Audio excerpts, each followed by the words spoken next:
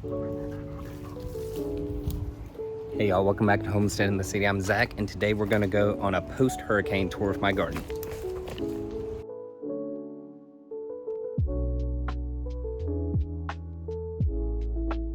So last night we had a hurricane come through.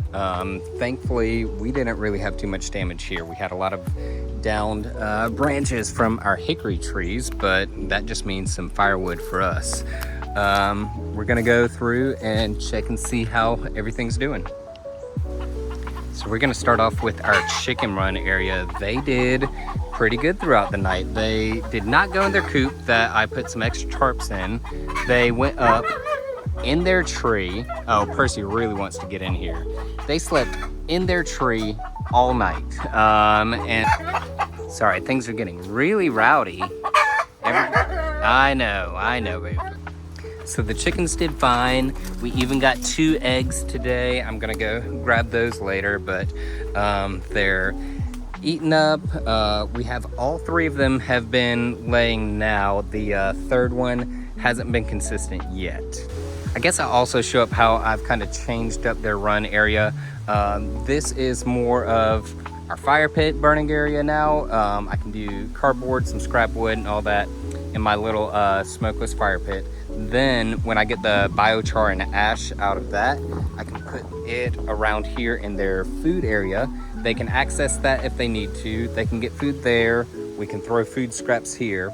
And then because they sleep in this tree, they end up pooping a lot right here.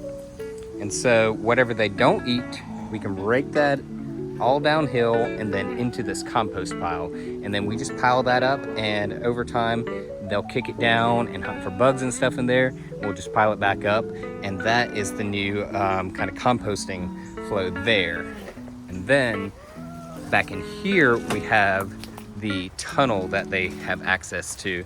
And so that is the evergreen tunnel that we did by bending trees over and allowing it to grow up, and then that growth to just shade out everything and protect them from predators. And we do have this fencing here because Percy really wants to get in with the ladies and play with them, but they like their privacy. And right outside the chicken coop, we have our food forest area.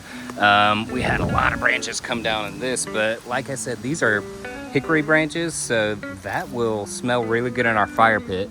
We'll enjoy that. And with that smokeless fire pit that we have, just a little bit of wood like this can keep it going. So we've really been enjoying that.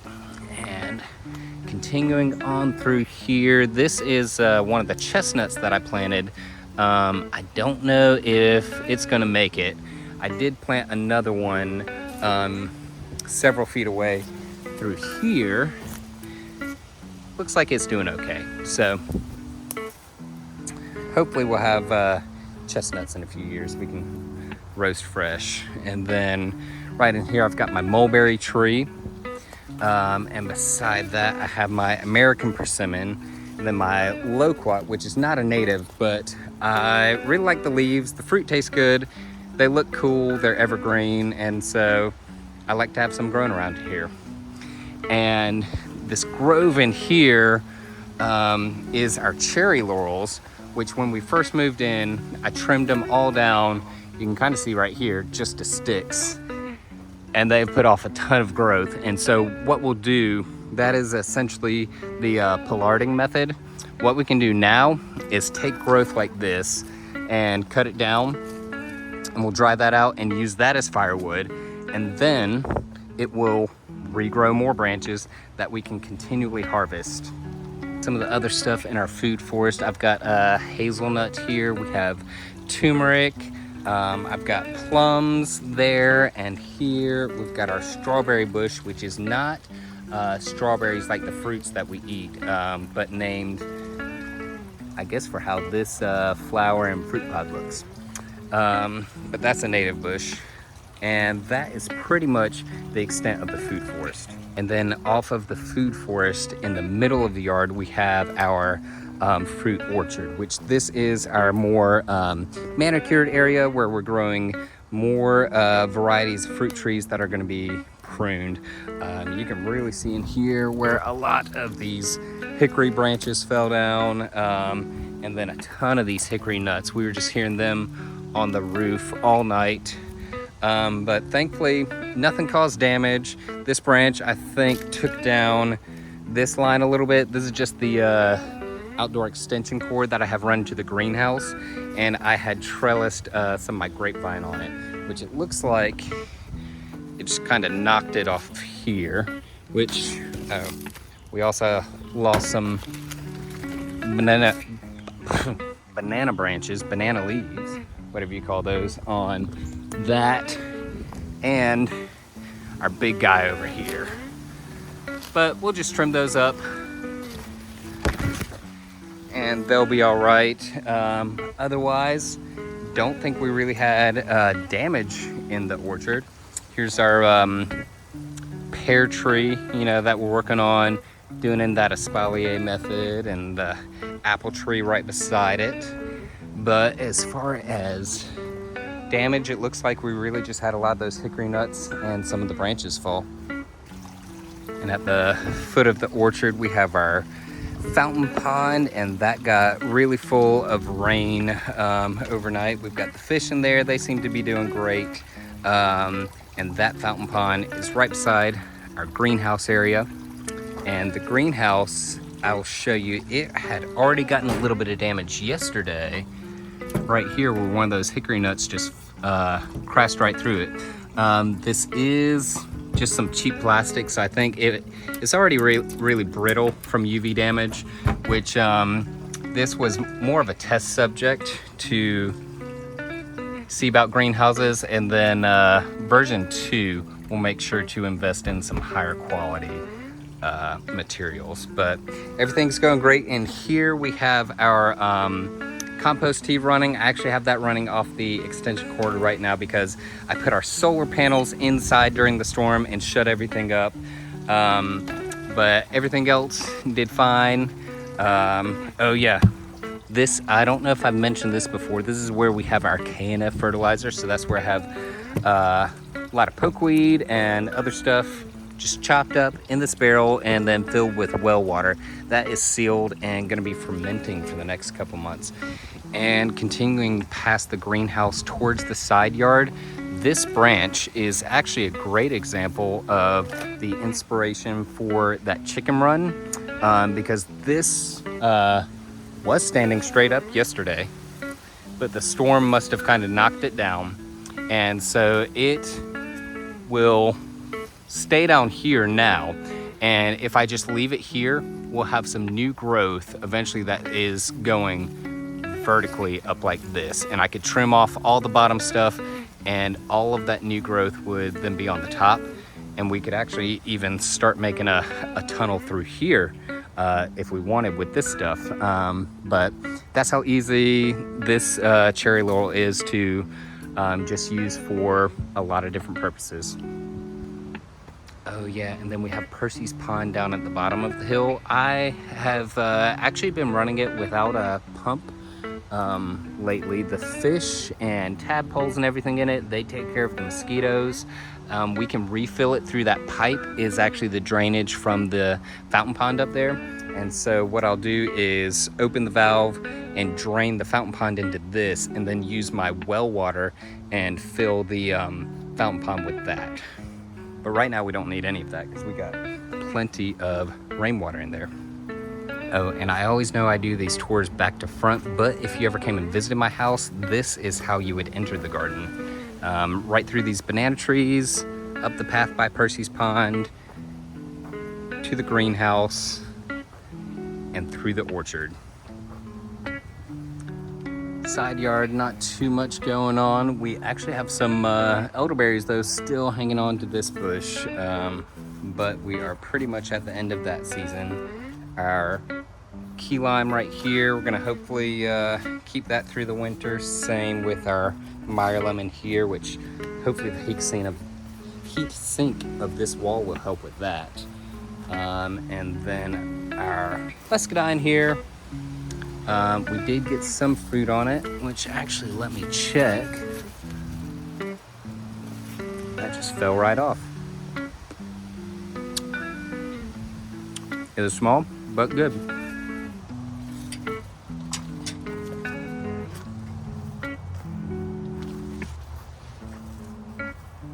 All right, so these are the raised beds in the front, the raised pallet beds that I made 2 years ago. They're coming to the end of their lifespan. I'd say they did pretty good for, you know, just some pallets that I cut up with Sawzalls and put together with a couple of screws. But we're gonna pull these out. We got some metal beds that are gonna replace them, hopefully look better and last a lot longer. But what we have been doing in these is at least been building soil, and the main way has been through these these cowpeas, which you see growing all over the yard. I actually had to trim way down recently because they were just covering everywhere. These guys, they're very prolific. They're adapted to this area very well, obviously. They are great nitrogen fixers. They're creating all this biomass that when I cut it down, it's just gonna turn into compost. And their roots are going down into the soil, helping break that up, adding organic matter. When I cut all this down, the roots are then composting in place. And since they are nitrogen fixers, they have the nodules on their roots that are just extra packets of nitrogen in there for the soil. And then we can harvest these peas from them. We can eat them, we can use them for seed stock next year. Oh yeah, all of this, by the way, was volunteers from last year. This is my fig tree in the front yard. This is in the memorial garden, so it's something that is still taking shape, but the fig tree is gonna kind of be the centerpiece of that. So we'll talk more about it in the future, but just wanted to get some shots of it. We have had a little bit of fruit on it. And actually, Kara and I picked a ripe one last night and got to eat it for the first time. All right, and in the middle of the yard, we have the hill that was created when we had these logs delivered from one of the arborists, and I wasn't able to move them. So what we did was just pile them up with more and more wood chips. And so long term, this is gonna break down into some amazing soil. We might keep it a hill. We might end up flattening it out, using it in the raised bed area. But you can see just from about 2 years of fungal development how it's breaking up one of these trees that's kind of still sticking out.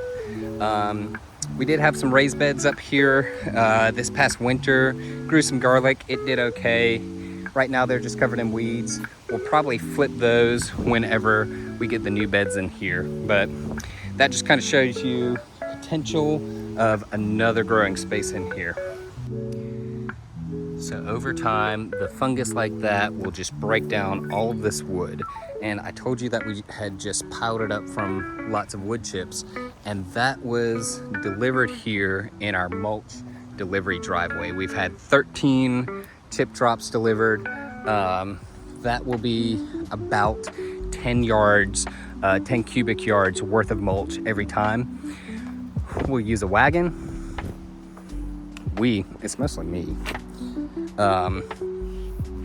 But use a wagon and this pitchfork, load it up, take it out back, pile it up on this hill, using all the paths, and over time, that wood chip material breaks down and it turns into some really good stuff. In the backyard, Percy mixes that up with the sand really well. Up here, it becomes a good mulch. We're gonna see in a second where our peach trees are. We're gonna have it. But all of that because we have a dedicated mulch driveway, which is a huge help. And it might be a little hard to tell on video, but that way down the street is downhill. And so what we've done is on the downhill side of our property is built it up so that we have pretty much a berm that is trapping rainwater before it goes downhill to increase flooding down there. So we have it built up on the downhill side, but on the uphill side, to filter it into the yard in the first place from our driveway, we have these in-ground beds that are intentionally dug down just a little bit so that the water drains down into there. You can see really well because I chopped it all down. This was all pretty much corn and those cowpeas that we just saw over there. And this is what it looks like after I chop and drop it. And so that is going to be just mulch for this good soil that's forming under it. We'll grow another cover crop in there. But these beds are mostly just for catching water and filtering it downhill first.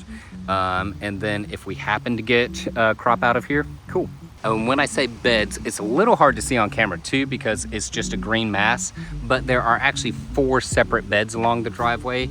At the downhill side of each one, we have these logs and these berms, and that's where I dug out the grass and some of the soil that was there, and I piled it up here to make this little basin. And then on here, we're gonna mulch it with some of that mulch from our delivery area over there. And in the center of each one of these berms is a peach tree. So now you can see we've got the 4 peach trees on the 4 berms, the 4 in-ground beds, and then behind that, the hill area that creates this little basin. So all the water stays in here before going downhill and flooding our neighbors. And then of course along the other side of the driveway we have our berry hedge, which is still just kind of forming. We've got some of these berries growing in with that wattle fencing, which I may actually change my mind and take down this wattle fencing. I haven't quite decided, especially if we get some more trees and bushes established in this portion of the hedge. So this is the one that is still in formation. If you have any tips or ideas or plants that you would like to see here, let me know. So yeah, that's about it. Not too much damage on our property, thankfully. We did have a lot of trees and stuff in the neighborhood down, people without power, but that's getting cleaned up quickly. We have some great utility crews and municipal crews around here, and they get things done quickly. Thankfully, we're not like Texas.